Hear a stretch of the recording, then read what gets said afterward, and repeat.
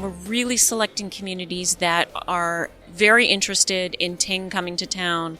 They work with us very productively, and we end up with a very strong presence and reception from the communities. Welcome to episode 357 of the Community Broadband Bits podcast from the Institute for Local Self-Reliance. I'm Lisa Gonzalez. Once again, we have an interview to share that Christopher recorded while in Austin at the 2019 Broadband Communities Summit. This time our conversation is with two folks from the Internet Access Company and mobile service provider Ting. As you'll hear in the interview with Monica Webb and Adam Eisner, the company is known for a lot more than what we at Muni Networks tend to focus on. They share some of their history and discuss how it has become a partner with several municipalities in order to bring high-quality gigabit internet access to local communities. Monica and Adam also talk about the different projects that Ting is working on and the ones that they've developed so far. Ting is experimenting with different models to get their services to subscribers. Along the way, they've continued to emphasize strong customer service and learn some lessons, which they share with us. They talk about some of the ways municipalities can make adjustments to help companies like them quickly and efficiently deploy high-speed networks. They also offer some examples based on their own experiences. Now here's Christopher with Monica Webb and Adam Eisner from Ting. Welcome to another episode of the Community Broadband Bits podcast. I'm Chris Mitchell. I'm with the Institute for Local Self-Reliance. I'm worn out after a wonderful set of days here at the Broadband Communities event in Austin, Texas. And I'm talking with two of my favorite people, one who's been on the show before, one who's new. Welcome back to Ting employees, the people who make Ting work. Monica Webb, the Director of Market Development and Government Affairs for Ting Internet. That's correct. Or just welcome. Sorry, this is really fun because I've known Monica for a long time, and Adam I haven't known for quite as long, but he's a very relaxed guy. Adam is the Vice President for Networks for Ting. I am very excited to be here. Thanks for having me. So we're going to talk a bit about what Ting's doing. You've worked with in many public-private partnerships. You've learned different lessons. There's a new model in Fullerton, California. That's exciting. We're going to talk about a number of different things.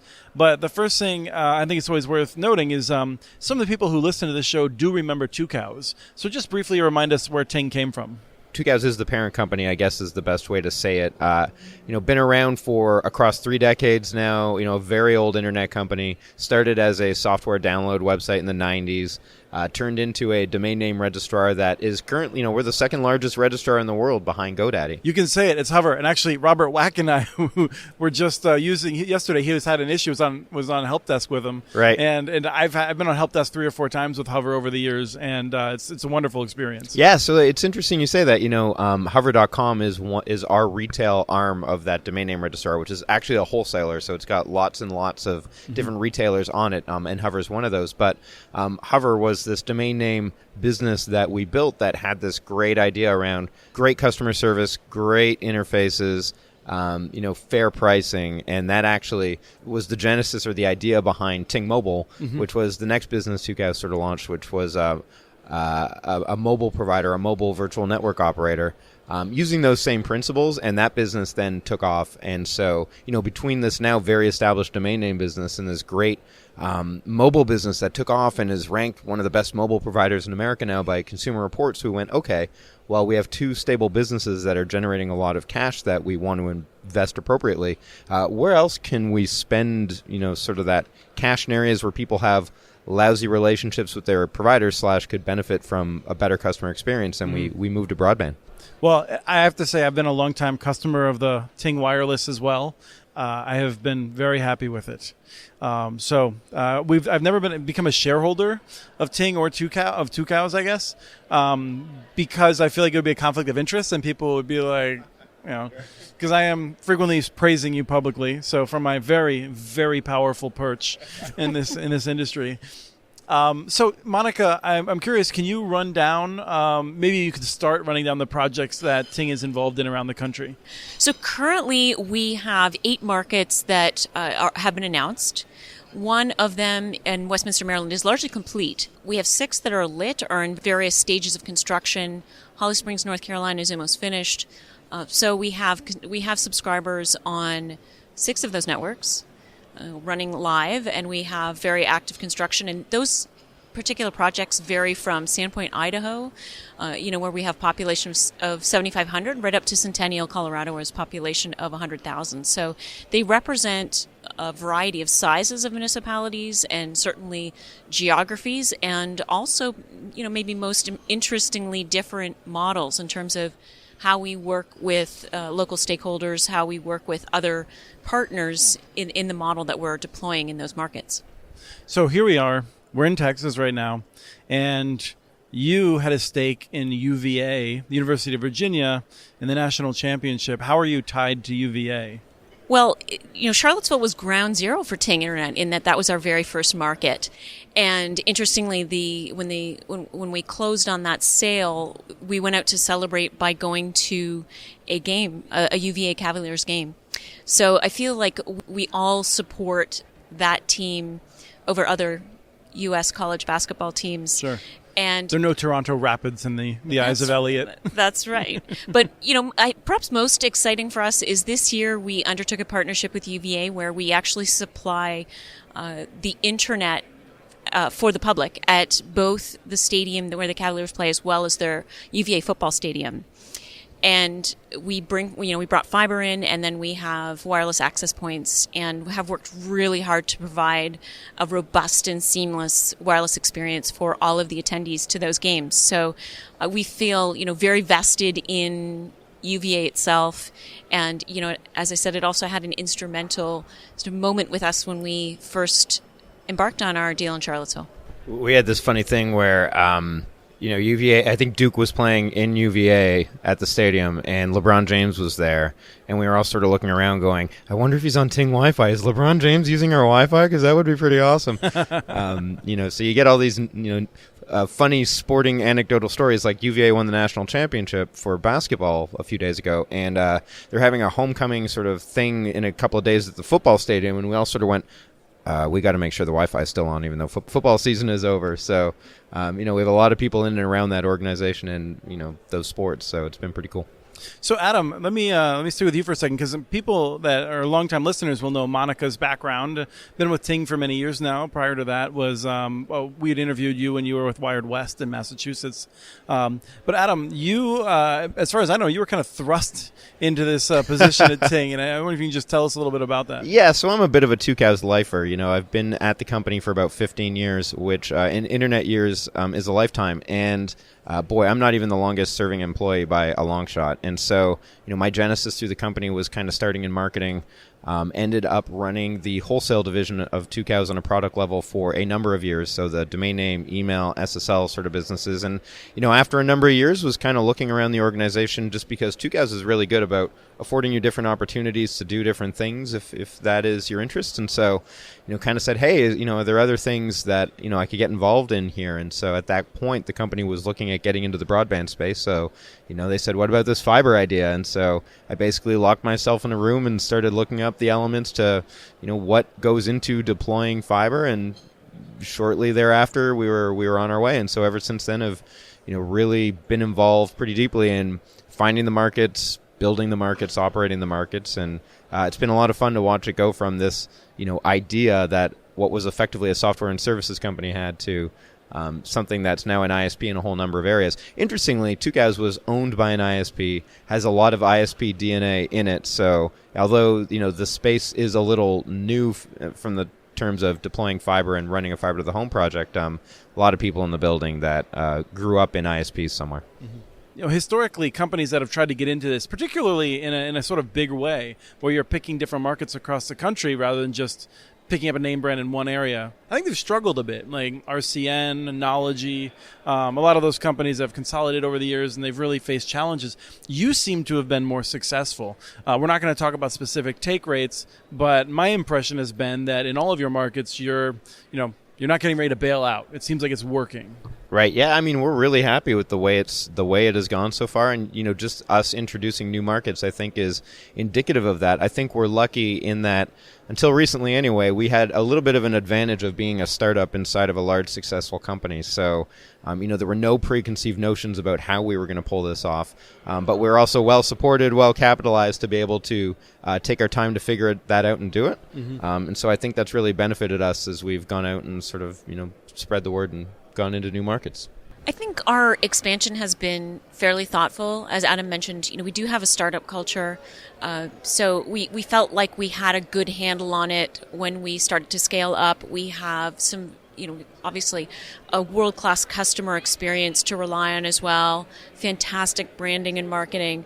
And that has really allowed us to succeed in these communities. We have a very local-centric approach in the communities. We're not going into giant metros. We're really selecting communities that are very interested in Ting coming to town. They work with us very productively, and we end up with a very strong presence and reception from the communities. And you're using a variety of different models. I think I might simplify it into three. Briefly, we can do a tree and how these branch out as we go down, because each community, it seems to be somewhat unique. But you bought a company, so you are a company in Charlottesville, in which you are just a total private company. In Westminster, the city, Robert Wax City, really led the effort, built a network, and you partnered to operate on the network, which is, you're doing some equipment type stuff also, but we've done a podcast on that. People are interested and go back and look at that. But that's where you're leasing municipal assets. My impression was in some ways that was you thought that maybe that would be a common model moving forward, but in many other cities, and this is still the second model that I'm elaborating on, you're leasing municipal assets, but less so. And then the third model was just announced this week, which is now several weeks ago, because we're canning the best interviews to let them age like a fine wine. Fullerton, California, and Sci-Fi Networks is launching a private company, building an open access network to enable other private companies to compete on services. So anyway, is that a pretty fair way to break them down? Chris, you get an A+. And I didn't really ask you a question. so I would, I think what I would say is, we're not afraid of dirt and hard work, and that's something that we have, painfully but definitely successfully figured out over time, how we can build networks efficiently and effectively. However, what we know we do best and can scale most efficiently is the provision of a fantastic customer service experience and the marketing of those services. And so when we partner with, for example, the City of Westminster or Sci-Fi Networks, and they're taking on that piece of design and construction. Adam's job. Sorry. Yeah. When they're doing Adam's job, right? That's right. When we offload Adam's responsibilities, yes. I need to do. So it does allow us to scale faster and as I said, provide the same fantastic customer experience, but just not take on so much of the design and construction responsibilities. And so that's what you see as the value add. I mean, I think companies that succeed often know what they do well, and so you're very focused on that customer experience. Yeah, I would say that's been the defining characteristics that Tucows has really built its reputation on, is providing a genuinely human customer experience. And all of the other core administrative functions we have down to a science. So it really does allow us to offload something that is, it can be difficult from a timeline perspective. It can be difficult from a resourcing perspective to other entities. And, we can look for other markets where we can make sure Adam stays busy. Yeah, I don't think we came into it thinking that we wanted to become a construction company. The easier it is for us to provide this great service we're talking about is, the easiest way to allow us to do that is probably the most important thing. And so, if we can do that in connection with adding a lot of addresses to our portfolio, to our network, boy, we're pretty happy with that. So whether we're doing that or someone else is doing that on the construction side, we're pretty okay either way, I think. We didn't get into it thinking we'd be a construction company, although here we are, and I think we're pretty darn good at it. And it's important and strategic to us. It's not the only way for us at this point. We're happy to do it any number of ways. I'm curious what lessons you've learned, aside from the challenge of getting places on time with the airlines being what they are. I know that you both do a lot of travel, and sometimes it's challenging, as Monica's arrival here was. But what have you learned that may have surprised you in terms of taking Ting from the very first network that you were working on in Charlottesville to where you are today? Ooh, there's so much. I don't think we necessarily underestimated, but we've learned a lot about just what it takes to be able to build a network from the ground up. If you think about it as a service provider software company that we were historically, and I'm looking at Monica here, like, Monica and I have had to do a lot of pulling of the organization into, and others, obviously it's not just us, but explaining to people inside the organization that we're going to have a fleet of trucks now. When historically we were largely a group of support, operations, development, and any myriad number of things is a real new idea for us. And so you're managing a fleet 1,000 miles away and now 2,500 miles away maybe now in one case. Yeah, and if I think about my product days at Two Cows, if you had a big project that you needed to finish on time for something, not to say it always worked perfectly, but boy, you could add some resources there to finish a project in short order. Construction, you can't really do that. There's so many different elements that third-party sort of things that you can have an impact on your build that you have to learn a lot to figure out how to mitigate properly, and I think we're there, but there's a lot of learning around all of that to get there. The other thing I would add to that is interesting given our software dev roots is that we've been able to do a lot of internal work on billing and provisioning and workforce management that is going to ultimately really help our operation be as efficient as it possibly can be. I think the other learning, and I think we came into this particular aspect of the business with our eyes open, but it's just, I think what we've realized is you can have a recipe for how you interact with municipalities for success on permitting, success on franchise agreements, success on leasing or potentially purchasing land. But you really need to be very specific in the initial discussions to make sure that they understand this is an enormous impact. We're talking about building infrastructure, the scope of which hasn't been seen since the large cable build-out in the 70s. This is going to overwhelm their permitting department if they don't have really super streamlined processes already in place. So I think that what we've taken from that is each municipality is different in terms of their capabilities there, and that we really need to be upfront with them with how much throughput we're going to need in order to build this network so that their constituents aren't waiting around for years to get the service. Well, I'd like to push in on that for a second because I'm curious if you can talk a little bit about maybe what you've seen that's worked well for cities and areas in which you might encourage cities to think about their processes they may not even be aware of. Because, Monica, you come from a background in which you were really representing the other side, the interests of the cities. And now I think you have a very full picture.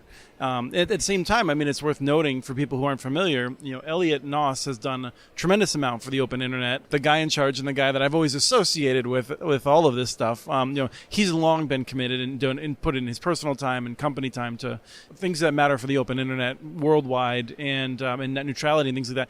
You've remained strong supporters of net neutrality as you've gotten in the business of the wired access. So I'm just curious if you can just talk a little bit about maybe how your perspective of government's shifted and then we can roll into any ways you might suggest cities would be thinking about how to improve their processes. One thing I would say about open internet, Elliot really believes strongly in everybody having a fair and equitable experience on the internet. Our tagline is unlock the power of the internet.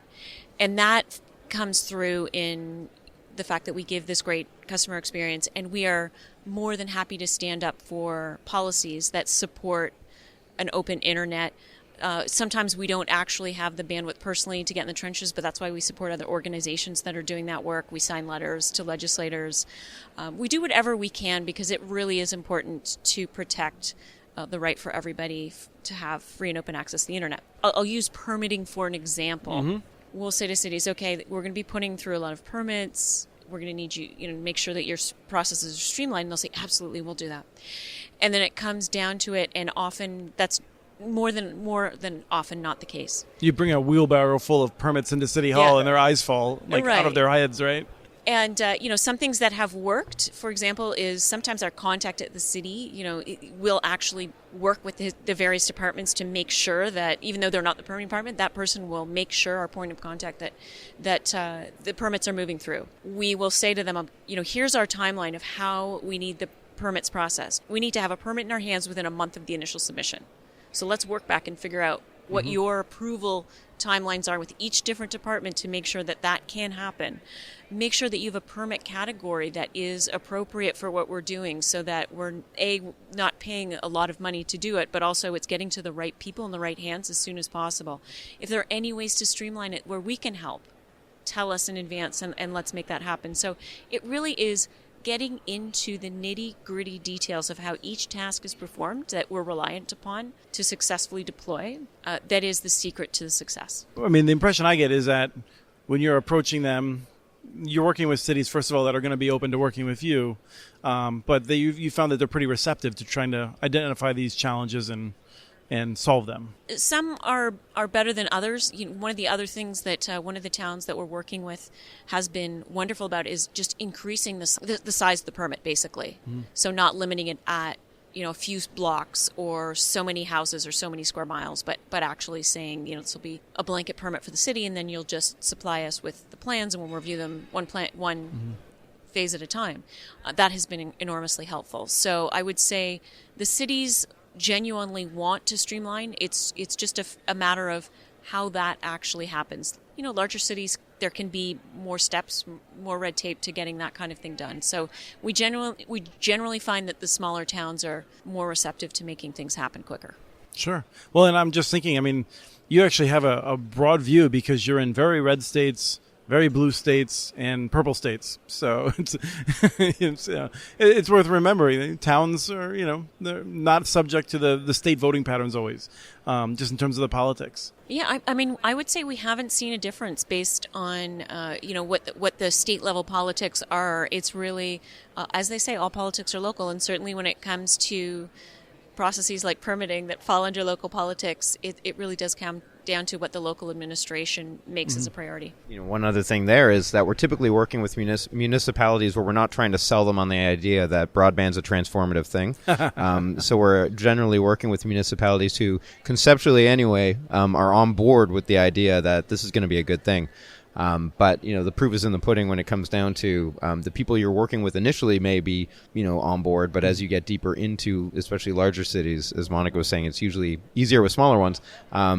You've got to make sure that all the pockets that you're going to be dealing with are of that same belief, although generally that's the case. But sometimes there's a bit of cajoling involved in certain places. I'm curious to what extent you can discuss some of the trade-offs between different municipal assets that you've leased. I think you've leased conduit, you've leased dark fiber, and the arrangements of dark fiber may have been different in different places. So What are some of the trade-offs that you're seeing as you're doing this? The more assets that you're leasing, the less control you have over where they are, how accessible they are. Even with those municipalities, like I said, everybody's on board with the idea of broadband. Depending on who they've been working with and what they understand, pricing models can be very different, as an example. So, there can be some real challenges if you're relying entirely on municipal assets because they're typically not designed to be exactly in line with what your objectives are. So we're finding more and more that we're moving to, some hybrid solutions there where maybe it's some empty duct as opposed to, a full duct of fiber that we're trying to lease as an example. And we're also cognizant of the fact that when municipalities are building these things, there's obviously only going to be a limited amount that's going to be for, a private entity that wants to come in and lease some assets there. So, we're finding ourselves in every market doing it a little differently. Generally speaking, pretty thankful for what is there for assets that we can use. But, we have long conversations with each municipality that we're working with right now on what they have, what they're able to make available, and how that might fit into our build plans, which as we get better at it, tend to take more in-house. And so it's a bit of an ebb and flow, if that makes sense. Mm-hmm. Are you considering, would it make sense for you to just say, come to St. Paul, Minnesota and start being an ISP there on your own without leasing anything? Or are you generally thinking about leasing assets in order to get into a market? I don't think we actually need to have municipal assets made available to us in order to enter a market. What we do want to see, though, is that a municipality is open and interested and engaged in the process of bringing an ISP in. Because it really is just having a different perspective, wanting to work productively with us. You're telling me I should move. It's a nice to have. Yeah. Toronto's got 4 seasons. Yeah. At this point, assets are definitely nice to have, but like Monica was saying, it wouldn't preclude us from going in somewhere if we thought that the city had the right sort of attitude to this. If the competitive situation was such, particularly citizens didn't have access to fiber. So a lot of the markets we go into are one phone company that everybody's really frustrated with and one cable company that everyone's really frustrated with. So, if we're sort of ticking off those boxes and it's a market that can sort of sustain gigabit internet that we're looking at, we're in that mode where we're still looking. And are you looking in Canada as well? I got that question every now and then from a Canadian folk. Yeah, we're in a real weird spot where we're this Canadian company that doesn't do anything in Canada.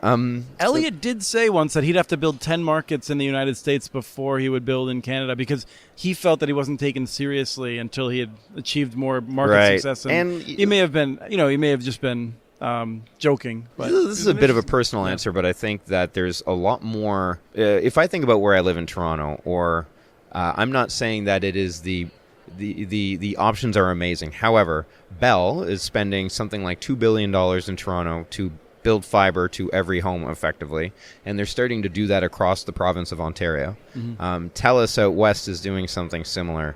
Rogers, who's a cable provider, is spending a lot of time going to DOCSIS 3.1 and so on and so forth. So competitively, there's a lot of action there.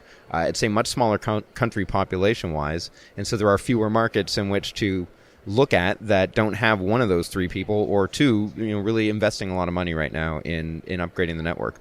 That said, the pricing is garbage, but that's another story. Whereas I'm going to avoid the obligatory joke about the exchange rates. Right, yeah. Let's not even get into that. And so, if you look at the U.S., there's just so many more opportunities where what I was describing earlier, just around bad service, not a lot of options. If you look at a place like Sandpoint, Idaho, you have companies, enterprises coming to you and saying, please help, we get a meg up and a meg down. There's a lot of places where we feel like we can solve that problem here in the U.S. relative to what's in Canada. Thank you both for taking some time. I love to talk to you in person. Ting is a fun company, and I'm excited to see where you all go. We're having a lot of fun. Thanks for having us. Yeah, thanks for having us, Chris. That was Monica Webb and Adam Eisner from Ting discussing their company's experiences deploying internet networks and working with local communities. We have transcripts for this and other podcasts available at muninetworks.org/broadbandbits. Email us at podcast@muninetworks.org with your ideas for the show. Follow Chris on Twitter. His handle is @CommunityNets. Follow muninetworks.org stories on Twitter. The handle is @muninetworks. Subscribe to this podcast and the other podcasts from ILSR, Building Local Power, and the Local Energy Rules podcast. You can access them wherever you get your podcasts. You can catch the latest important research from all of our initiatives if you subscribe to our monthly newsletter at ilsr.org. While you're there, please take a moment to donate. Your support in any amount keeps us going. Thank you to Arnie Huseby for the song Warm Duck Shuffle, licensed through Creative Commons, and thank you for listening to episode 357 of the Community Broadband Bits podcast.